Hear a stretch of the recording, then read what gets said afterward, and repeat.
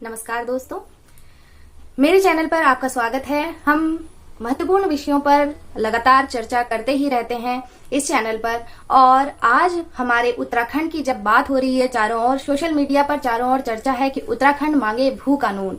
इसको जितने भी सोशल मीडिया प्लेटफॉर्म्स हैं, इन पर जोर शोर से युवा वर्ग ऊंचा उठा रहा है और अगले चुनाव पर भी ये मुद्दा बहुत ही ज्यादा इम्पोर्टेंट रहने वाला है।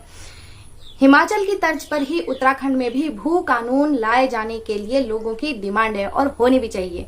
लेकिन सिर्फ मांगने से ही काम नहीं चलेगा। भू कानून, इसके बारे में बहुत चीजें हमें जाननी समझनी पड़ेंगी कि इसके क्या नुकसान हो रहे हैं, क्यों लोग ऐसा कर रहे हैं, और केवल सरकार ही क्या इसके लिए जिम्मेदार है, क्या हम लोग जिम्मेदार नहीं है, और जो लोग ऐसा कर रहे हैं वो ऐसा क्यों कर रहे हैं, क्या चीजें हैं जिनकी वजह से वो ऐसा करना बंद कर सकते हैं, सरकार क्या मदद कर सकती है और आम जनता मिलकर अपने उत्तराखंड को बचाने के लिए क्या मदद कर सकती है। ये क्योंकि एक इंसान की बुराई नहीं है, ये चारों तरफ से मिलकर एक सर्कल बनता है कि जैसे आपने देखा होगा जीवन का एक सर्कल है, एक से एक से एक से एक जुड़ा रहता है, ऐसे ही ये भी एक सर्कल है। देखिए, उत्तराखंड में पहले ये कानून था कि आप केवल 500 गज से ज्यादा नहीं ले सकते, फिर 250 हुआ और फिर बढ़कर अनलिमिटेड हो गया। आप जितनी भी जमीन चाहे उतनी भी ले सकते हैं।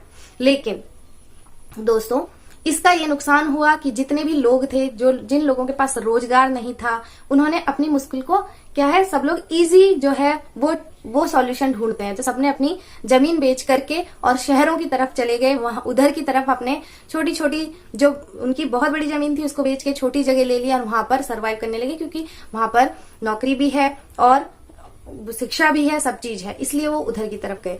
लेकिन क्या अगर सरकार वहां पर, जहां पर वो गांव में थे, ये सब चीज उन्हें प्रोवाइड कराती तो उन्हें कभी जमीन बेचने की जरूरत पड़ती? तो यहाँ पर हमारी जो सरकार है उसकी गलती है कि जो भी सरकारें आती हैं, गांव के जो लोग हैं उनके लिए रोजगार वहां न होने के कारण ही तो पलायन होता है।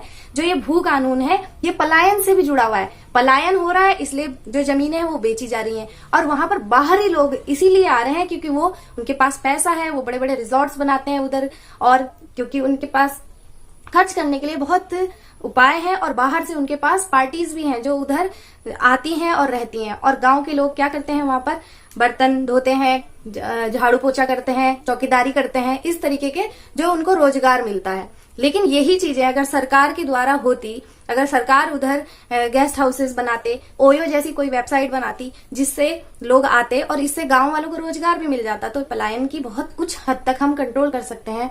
और जो हमारी खेती बाड़ी थी, जिसमें हमारे बहुत सारे ऐसे अनाज थे जो पहले हमारे बुजुर्ग जो लगाया करते थे, वो सब विलुप्त होते जा रहे हैं। आज झंगोरा, बाजरा, कोदो, ये सब चीजें जो है धीरे धीरे कम होती जा रही हैं। आज शहर से लोग गांव जाते हैं तो गांव वालों से मांग कर लेकर आते हैं कि थोड़ा सा ये दे दो, थोड़ा सा वो दे दो। शहर में भी और दुकानों पे भी जाके ये मांगते हैं। लेकिन जब कोई लगाने वाला ही नहीं रहेगा तो क्या आसमान से तो नहीं बरसेगा ये, क्योंकि इसमें तो हमें ही मेहनत करनी पड़ेगी कि अगर छुट्टी हो, अवकाश हो, अपनी खेती बाड़ी को उस तरीके से मेंटेन करें, या जो गांव में रहने वाले लोग हैं उनको कुछ पैसे देके। आज तो ये नौबत है कि आप लालच ना करें कि हमें क्या मिलेगा, आप इतना ही कर दें कि बराबरी पे हो जाए कि हमें भले ही प्रॉफिट ना हो लेकिन खेती बाड़ी में कुछ ना कुछ उगता रहे, जमीन खराब ना हो, तो वो भी बहुत है। लेकिन ये वो लोग कर सकते हैं जिनके पास पैसा है। जो गरीब है उनको तो आमदनी चाहिए ही चाहिए, तो इसलिए ये भी कारण है।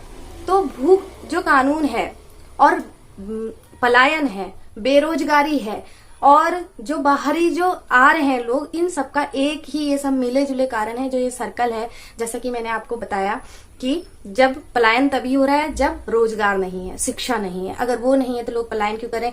और जब उनके पास पैसा नहीं है तो उनको जमीन बेचनी पड़ रही है अपने जीवन को चलाने के लिए, उनकी भी कोई गलती नहीं है। लेकिन यहाँ पर बहुत सॉल्यूशन क्या निकाला जाए, इसका यही है कि सरकार को सबसे पहले तो जो गांव में है वहां पर सुविधाएं करनी पड़ेगी। सबसे बड़ी बात है सड़कों की, रास्तों की। अगर रास्ते बिल्कुल सुगम होंगे, जैसे आपने देखा होगा कि देहरादून के जो आसपास के गांव हैं वो बिल्कुल बसे हुए हैं, वहां से कोई पलायन नहीं हो, क्योंकि उनके पास आने जाने का जो है बढ़िया साधन है। वो लोग जाते हैं, शहर में काम करते हैं और वापस अपने घर पर आ जाते हैं। ऐसे ही जो बड़े दूर दूर के गांव हैं वहां की भी एक सिटीज होती हैं, जैसे पौड़ी गढ़वाल है, श्रीनगर है, वहां पर भी तो है सिटीज, तो है वहां पर सारी सुविधाएं। तो वहां से भी लोग गांव से आकर शहर से अपनी जरूरतों की सामान लेके, अगर रोड अच्छी है, सब कुछ अच्छा है, तो वापस जा सकते हैं। और उन जगहों को डेवलप करने की जरूरत थी, ना कि सिर्फ नीचे के जो तलहटी के क्षेत्र हैं जैसे ऋषिकेश, हरिद्वार, देहरादून या बड़ी बड़ी जो वहां की सिटीज हैं वहीं डेवलपमेंट करने के अलावा भी जो हमारे बड़े बड़े जगह हैं जैसे अल्मोड़ा है और नैनीताल है, उधर के जो शहर हैं उनको डेवलप करने की जरूरत है, ताकि सारे लोग जो हैं दौड़ के एक ही जगह ना इकट्ठे हों, बल्कि उधर ही उनकी सुविधाओं की जो है जरूरतें पूरी हो जाए। शिक्षा है, रोजगार है, ये सारी चीजें, आमदनी जो उनकी है हो जाए। और जो नॉर्मल जो लोग हैं, जो होटलों में बर्तन धोते हैं, ऐसे वाले काम करते हैं, उनके लिए छोटे मोटे जो रोजगार हैं वो अवसर जो है टूरिज्म के द्वारा जो सरकार अगर ये गेस्ट हाउस, होम स्टेज ऐसे लोगों की मदद करे, लोन दे, अपनी वेबसाइट चलाए, वहां से लोगों को भेजे, जिससे लोगों को अगर वो कुछ कर भी रहे हैं तो उनको पूरा यकीन हो कि हाँ यहाँ पर लोग आए। जैसे ओयो के थ्रू लोग बुक करके पहुंच ही जाते हैं, ऐसे ही सरकार को भी एक अपनी आधिकारिक वेबसाइट के थ्रू ऐसी बुकिंग्स करानी चाहिए, ताकि लोग भी श्योरिटी हो जाए उनको कि हाँ हमको यहाँ पर रोजगार मिलेगा। और शिक्षा के बहुत अच्छे तरीके से प्रयास करने चाहिए। अगर हम प्राइवेट बोर्ड को सरकारी नहीं बना सकते तो सरकारी को तो प्राइवेट के हिसाब से डाल सकते हैं, जहां पर बच्चे लोग पढ़ने के लिए भेज रहे हैं। तो कंपटीशन बराबर करना बहुत जरूरी है, सरकारी अलग और प्राइवेट अलग। ऐसा कब तक चलेगा? क्योंकि हम चाहे कितना ही किताबों कॉपियों में लिखते रहें, कागजों में छापते रहें कि ये ही चलेगा, ये चलेगा, लेकिन फिर भी अप डाउन होता रहता है। इसलिए सरकार को ही कोशिश करनी चाहिए कि उन्हें प्राइवेट स्कूल को कॉपी करना चाहिए और उनके हिसाब से सिलेबस पढ़ना चाहिए, ताकि कंपटीशन एक लेवल का हो सके। और इसमें कोई बड़ी बात नहीं है, क्योंकि जो बच्चे सेलेक्ट होकर शिक्षा में सेलेक्ट होते हैं, जो पढ़ाने के लिए जाते हैं, वो अच्छे खासे एजुकेटेड होते हैं, तभी उनका सिलेक्शन होता है। तो वो लोग, नए जो जनरेशन है, उनका यूज किया जा सकता है। सरकार गांव में उनको एक बोर्डिंग स्कूल के टाइप पर, जिसमें पूरा सीबीएसई पैटर्न के हिसाब से पढ़ाया जाए, तो क्यों नहीं गांव के बच्चे उसी प्रकार पढ़ सकते हैं, वो भी पढ़ सकते हैं, कॉम्पीट कर सकते हैं सबको। और इससे लोग जो है रोजगार भी गांव में ही देने की कोशिश करे सरकार। इतने दूर दूर ट्रांसफर देने की जरूरत नहीं है, उनको अपने आसपास के गांव में जो शिक्षक हैं उनको वहीं के रखें, बिजली विभाग वाले भी वहीं के रखें, पाइपलाइन वाले भी वहीं के रखें। 1, 2, 4, 5 जितने गांव हैं उनके अड़ोस पड़ोस में रखेंगे तो क्यों जाएगा कोई? अगर रोजगार उनको अपने गांव के आसपास मिलेगा तो कोई नहीं जाएगा। क्यों आप लोग हरिद्वार में रहने वाले को जौनसार में, कहीं ऊपर पहाड़ों पे दूर दूर पोस्टिंग दे देते हैं, तो वो ना तो वहां सरवाइव कर पाते हैं, ना तो वहां के माहौल में एडजस्ट कर पाते हैं। डॉक्टर्स भी लंबी लंबी छुट्टियों पे रहते हैं वहां के हॉस्पिटल से, टीचर्स भी गायब ही रहते हैं मेडिकल ले लेकर। तो इससे अच्छा है कि वहीं के लोगों को एजुकेशन अच्छी मिले, फिर वहीं आसपास में उन्हें पोस्टिंग दे दी जाए। शिक्षा में, मेडिकल के क्षेत्र में, पशु चिकित्सक की बहुत सारी जॉब होती है जो गांव में करते हैं लोग, और वो बाहर के आगे करते हैं। मेरा ये कहना है कि, और मानना है कि गांव के लोगों को आसपास में ही पोस्टिंग देनी चाहिए, ताकि वहीं पर वो लोग रहें, रोजगार भी मिले। और इससे क्या होगा? इससे दुकानें भी खुलेंगी, उनके भी लगेंगे, रोजगार होगा, कपड़े, चाय, राशन का सामान, हर चीज की जो है फिर वो धीरे धीरे गांव में ही वो माहौल क्रिएट होने लगेगा। और जब एजुकेशन अच्छी होगी तो कोई दिक्कत ही नहीं होगी। मेन मुद्दा, हर चीज की जड़ यही है, पलायन की जड़ भी यही है, हर चीज की जड़ यही है कि रोजगार और शिक्षा और हमारी आने जाने की जो सड़कें हैं वो साधन अगर अच्छे हो जाए तो मुझे नहीं लगता कि और कोई दिक्कत फिर इतनी ज्यादा होगी।